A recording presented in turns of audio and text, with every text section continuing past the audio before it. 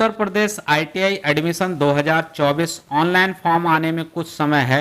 ऐसे में आप लोगों को बहुत ज़रूरी काम कर लेना है, वो है डॉक्यूमेंट्स का। कौन कौन से डॉक्यूमेंट्स आपके ऑनलाइन फॉर्म में लगने वाले हैं, आज इस वीडियो में डिटेल में चर्चा करेंगे। साथ में आप लोगों को बताना चाह रहा हूं कि मैं गवर्नमेंट आईटीआई कॉलेज में टीचर हूं और बहुत सालों से मैं अनुभव करता आ रहा हूं। बहुत सारे बच्चे गलत फॉर्म भरवा देते हैं और वो भी इसलिए क्योंकि वो कैफ़े पे जाके एक दो चीज़ें दे आते हैं, बाकी कैफ़े वाला अपनी मर्जी से डॉक्यूमेंट्स के हिसाब से जो है हाइपोथेटिकल डेटा भर देता है और आप लोगों को दिक्कत होती है। ऐसे में क्योंकि जो है कैफ़े वाले का कोई नुकसान नहीं होता है, बट आपके करियर का एक महत्वपूर्ण साल जो है वो बर्बाद हो जाता है। तो आप लोगों का महत्वपूर्ण साल बर्बाद ना हो, सारे डॉक्यूमेंट्स आप तैयार रखें और जैसे ही फॉर्म आएगा तो फॉर्म भी मैं आपको बताऊंगा भरना। खुद मैं मोबाइल से आप लोगों के लिए वीडियो बना के दूंगा ताकि आप भी जो है फॉर्म भर सकें। तो आज जो है डिटेल में चर्चा कर लेंगे कि कौन कौन से डॉक्यूमेंट्स आप लोगों के लगने वाले हैं, ताकि आप लोगों को जब फॉर्म आए तो उस समय दिक्कत ना हो। तब तक आप लोग जो है डॉक्यूमेंट्स तैयार करके रखिएगा। तो चलिए वीडियो स्टार्ट करते हैं। चैनल को सब्सक्राइब नहीं किया, सब्सक्राइब कर लीजिए, क्योंकि ये गवर्नमेंट आईटीआई का चैनल सिर्फ बच्चों के वेलफेयर के लिए बनता है, सही इन्फॉर्मेशन के लिए ये चैनल बनाया जाता है और किसी प्रकार का कोई लाभ इस चैनल से नहीं है। तो आप लोगों तक सही इन्फॉर्मेशन पहुंचे, इसलिए वीडियो को लाइक अभी से कर दीजिए, चैनल को सब्सक्राइब अभी से कर लीजिए ताकि सारी जानकारी आप तक फ्री में पहुंचती रहे।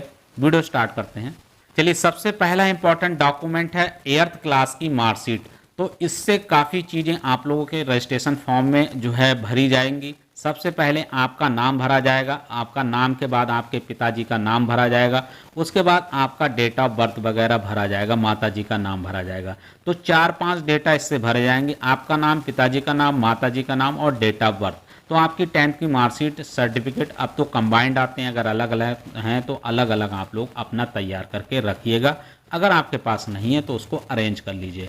अब हम बात करते हैं दूसरी जो चीज़ है डॉक्यूमेंट, वो है मोबाइल नंबर। बहुत इंपॉर्टेंट है, सिर्फ आईटीआई एडमिशन के लिए ही नहीं, एडमिशन के बाद आपका वेरिफिकेशन होता है उसके लिए भी है, और वेरिफिकेशन के बाद जब आपकी मार्कशीट जनरेट हो जाती है आईटीआई के लिए तो उसके लिए भी है। तो ओवरऑल ये जो मोबाइल नंबर है, अगर आप एक बार रजिस्ट्रेशन कर देते हैं तो आपके डॉक्यूमेंट्स जो डाउनलोड करेंगे आपकी मार्कशीट, सर्टिफिकेट, वहाँ तक ये काम आने वाला है। तो एक पर्सनल मोबाइल नंबर आप लोग जो लॉन्ग समय तक 4-5 साल तक चला सकें, उस मोबाइल नंबर को आप लोगों को रख लेना है। फिर नेक्स्ट है मेल आईडी। देखिए, मेल आईडी इसलिए इंपॉर्टेंट है, ये वाली मेल आईडी आप लोग जो है कैफ़े वालों को देते नहीं, फिर वो अपनी मेल आईडी डाल देते हैं। भविष्य में वेरिफिकेशन होता है और आपका जो एडमिट कार्ड है, जो आपकी मार्कशीट है, रिजल्ट है, वो भी आपकी मेल आईडी पर जो है वो डीजीटी आपको मेल करती है। तो ऐसे में आपको अपनी पर्सनल मेल आईडी देनी चाहिए, अगर नहीं है तो बना सकते हैं और उसका पासवर्ड वगैरह आपके पास होना चाहिए।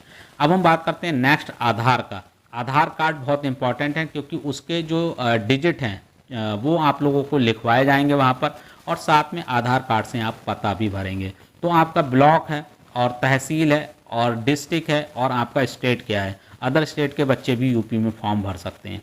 तो ये 4 लेवल पे आप लोगों की मेरिट बनती है, अलग अलग लेवल पे आपका सिलेक्शन होता है, अलग अलग लेवल पे कोटा होता है। तो वो उसी हिसाब से आपके जो है कॉलेज खुलेंगे, वो आप लोग आधार कार्ड से डिटेल भर लीजिएगा, आधार नंबर और आपका पता वगैरह। अब हम बात करते हैं नेक्स्ट, वो है एर्थ क्लास की मार्कशीट।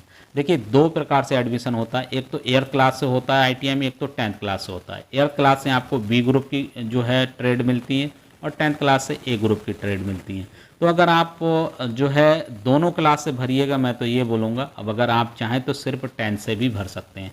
तो आपको 10th की मार्कशीट चाहिए, एर्थ की नहीं चाहिए। अगर आप एर्थ का डिटेल भरते हैं तो आपको एर्थ और 10th दोनों की मार्कशीट चाहिए उस केस में। तो आप एर्थ क्लास की भी मार्कशीट अपनी रख लीजिएगा। अब नेक्स्ट है पासपोर्ट साइज फ़ोटो। देखिए, इसमें बच्चे क्या करते हैं, कोई भी अपना सेल्फी वाली या बेकार से बैकग्राउंड वाली या चश्मा लगाए वाली स्टाइल है, इसमें फ़ोटो दे देते हैं। देखिए, जो फ़ोटो आप लोग अपलोड कराएंगे वही फ़ोटो आपके आईटीआई की फाइनल मार्कशीट पर आएगा जब आप पास आउट हो जाएंगे। तो आप इस प्रकार का फ़ोटो मत दीजिएगा ताकि आपकी जो आईटीआई की मार्कशीट है वो भद्दी दिखे। तो आप अपना स्कैन्ड पासपोर्ट साइज फ़ोटो जो है रखना है अपने पास। फिर है आपका 7th नंबर पे आपका सिग्नेचर। तो सिग्नेचर आपका इसका बहुत ज़्यादा यूज नहीं है, तो आप लोग सिग्नेचर अपना सिंपल जैसे कर सकते हैं वो स्कैन करके रख लीजिएगा। फिर नेक्स्ट है ऑनलाइन फ़ीस पेमेंट। देखिए ऑनलाइन फ़ीस लगेगी आपकी, और इसमें ऑनलाइन ही लगती है, ऑफलाइन किसी प्रकार का डीडी या चेक वगैरह ये सब कुछ नहीं लगने वाला है। तो ऑनलाइन पेमेंट आप लोगों को करना है। ऐसे में आप यूपीआई से कर सकते हैं, आप लोग जी पे से कर सकते हैं, आप पेटीएम से कर सकते हैं, आप नेट बैंकिंग से कर सकते हैं, इन सारी चीज़ों से कर सकते हैं। तो कोई एक साधन आप अपने पास रख लीजिएगा। इसके अलावा जो है और डॉक्यूमेंट्स हैं वो अभी आपके ऑनलाइन रजिस्ट्रेशन के समय नहीं लगेंगे। जैसे अगर कोई EWS इकोनॉमिकल वीकर सेक्शन से भरता है तो वहाँ पर यस नो का ऑप्शन आएगा, तो वहाँ पर आप चॉइस कर सकते हैं। डॉक्यूमेंट आपका जो है एडमिशन के नंबर आने के बाद एडमिशन के समय पे लगने वाला है।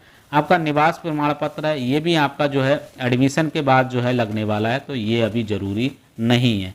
फिर आपका जाति प्रमाण पत्र, ये भी आपका जो है एडमिशन के समय लगने वाला है, तो ये भी ऑनलाइन रजिस्ट्रेशन के समय ज़रूरी नहीं है। तो ये 8 डॉक्यूमेंट हैं, आप स्क्रीनशॉट ले लीजिए। ऑनलाइन फीस पेमेंट के लिए एक तरीका होना चाहिए, कोई एक सिग्नेचर होना चाहिए स्कैन, एक पासपोर्ट साइज फ़ोटो होना चाहिए, एक 8th क्लास की मार्कशीट होना चाहिए, आधार कार्ड होना चाहिए, उसके बाद आपका एक मेल आईडी होना चाहिए, एक मोबाइल नंबर होना चाहिए, उसके बाद 10th की मार्कशीट होनी चाहिए। तो ये डॉक्यूमेंट्स अपने पास कंप्लीट करके रख लीजिएगा। इस वीडियो को अपने दोस्तों तक जरूर फॉरवर्ड करें, क्योंकि ये महत्वपूर्ण इन्फॉर्मेशन है और लोगों को पता नहीं रहती।